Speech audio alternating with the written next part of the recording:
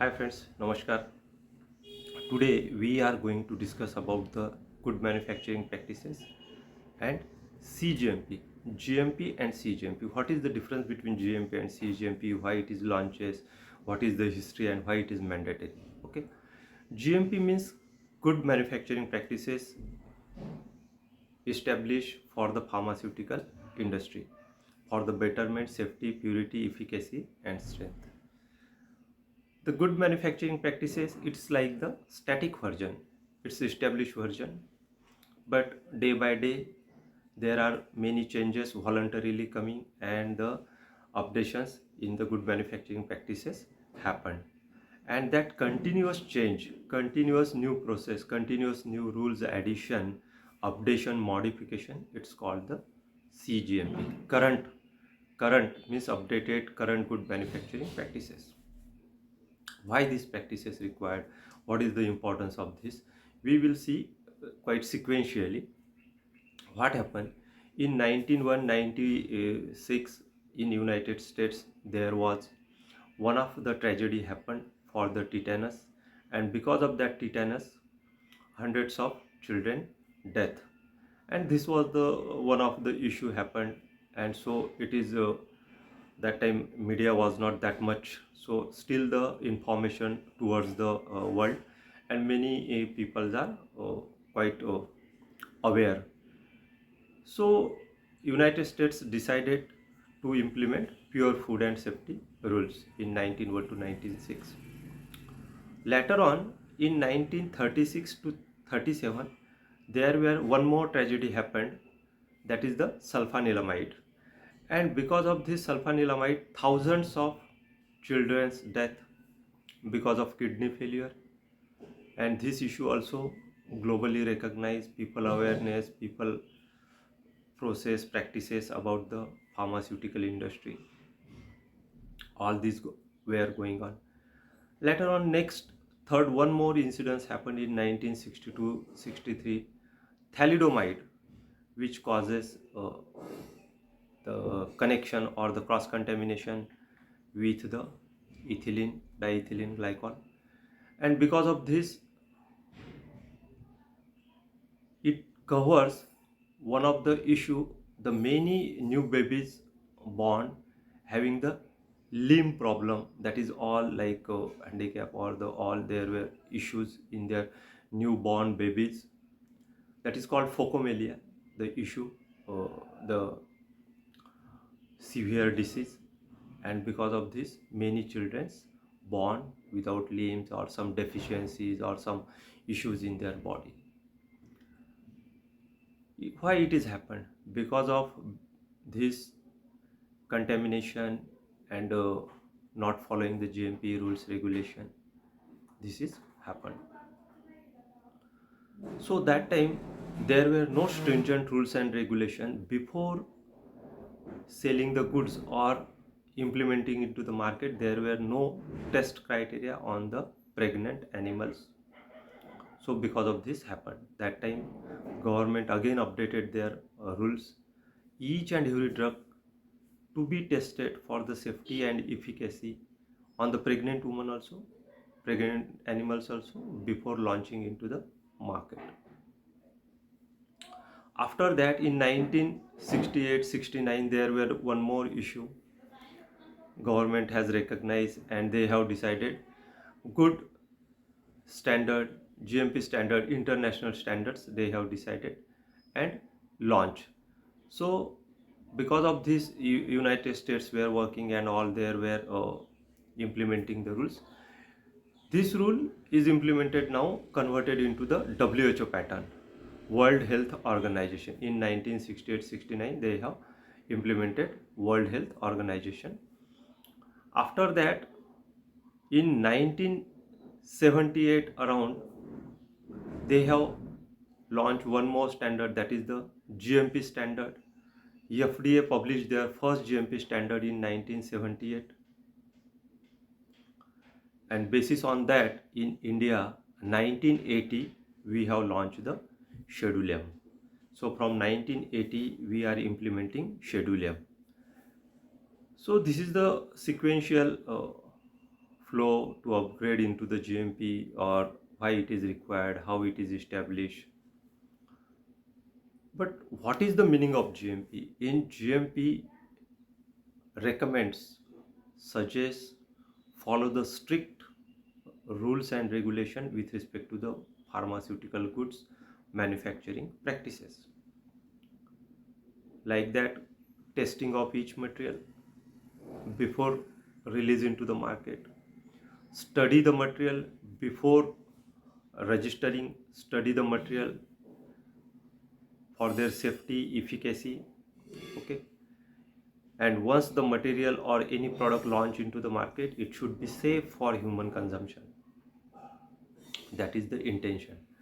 And to avoid all these issues in coming future, government every year periodically upgrades their rules and regulation, GMP practices, gowning practices, equipment practices, cleanliness, sanitization, hygiene, product testing, all these things they are implementing. And in the pharmaceutical, it's our responsibility to manufacture each and every drug with safe, efficient way and with quality and consistency. If any drug manufactured with the any discrepancy, any contamination, any cross contamination, it will directly impact to the patient health, and there may be a chances death of the patient. So as a pharmacist, it's our responsibility to follow the good manufacturing practices. Good manufacturing practices starts from your entry of the factory, like how you come, your personal hygiene, your gowning, your personal clothes, how you wash it, how you maintain it, how cleanliness it is. When we enter inside, change room practices are there. We have to wear the another gown for the product safety. We can remove our own personal gowns which is used on the streets.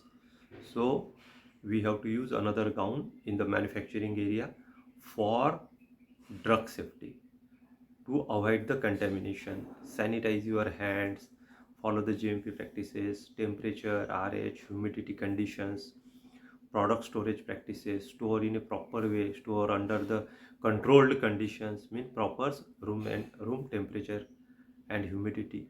If not maintained, there may be a chances some heat impact on the APIs or some other drugs, which indicates or which reform into the contamination or the action into the drug, which may be a hazardous. Safe equipment, like in the pharmaceutical, whatever the equipments are used, maybe proper occupancy, maybe this is proper uh, contamination free, or it can be a rust free. Okay, so SS316 can be used. All equipment should be calibrated, validated for their performance. Apart from this, in the area, storage practices, cleanliness, personal hygiene, calibration, qualification, validation, all these practices to be followed. Before launching any drug into the market, the product should be validated and established for the stability. If product is not properly validated, if stability is not established for long term accelerated, it may impact into the market or patient safety. So validations and stability of the product, safety is required before sending into the market. If we are not following this, if we are not following the GMP practices, it will impact on the patient safety. Data integrity practices, whatever we are doing, it should be honestly. Write down what we did and what SOP says. Write, perform the task as per SOP only, standard operating procedures, specifications. If we are not performing, if we are not following our standard operating procedures, guidelines, rules, regulations, it will impact on the product and it will contaminate your product. So it's our responsibility to monitor, maintain the product safety and efficacy.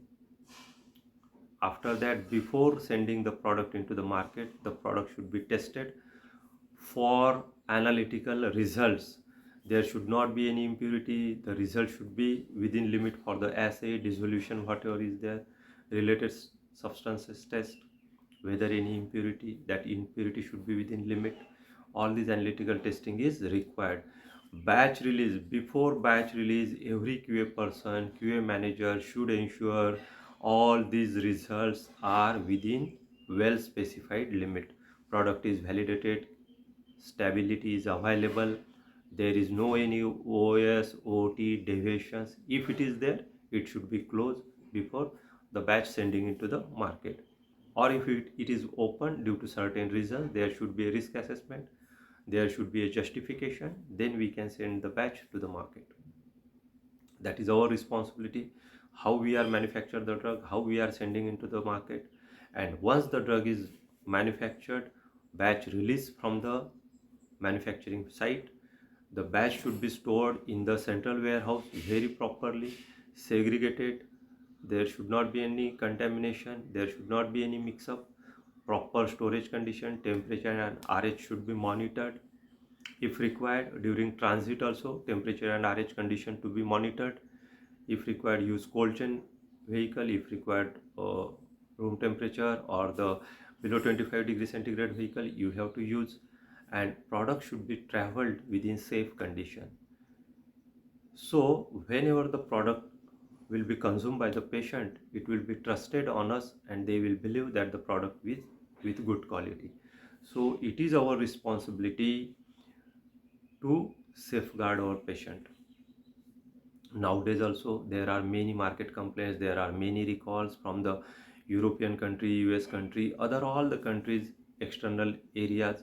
Why it is happening? Because the certain rules and regulation miss from our side. We are not following 100% GMP. Somewhere we are missing, somewhere we are by mistake happening. Because of this human error, equipment error, or the process and practices, many of the products are coming into the recall category.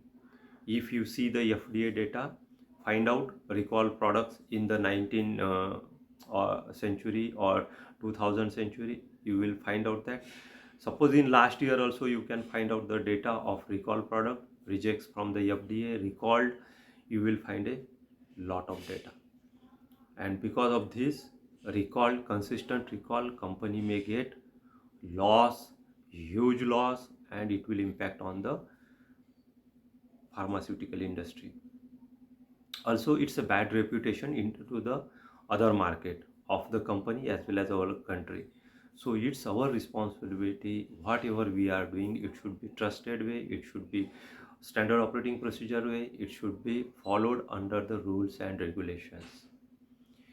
Any misbehavior, any casual activity, casual approach of any person from any department, it will be directly impact on the patient safety. So it's our responsibility, before sending any drug into the market, the product should be properly manufactured, properly tested, and it should go to the safe way to the patient hand. Because sometimes patient may be ourselves, our families, our friends, our colleagues, our relatives, our society, all our are binded with the humanity. So it's our responsibility to manufacture the drug in a right way, a right standard, follow the rules, regulation, GMP practices, data integrity practices. Wherever possible, use the audit trail, so that what activity, who did, when did,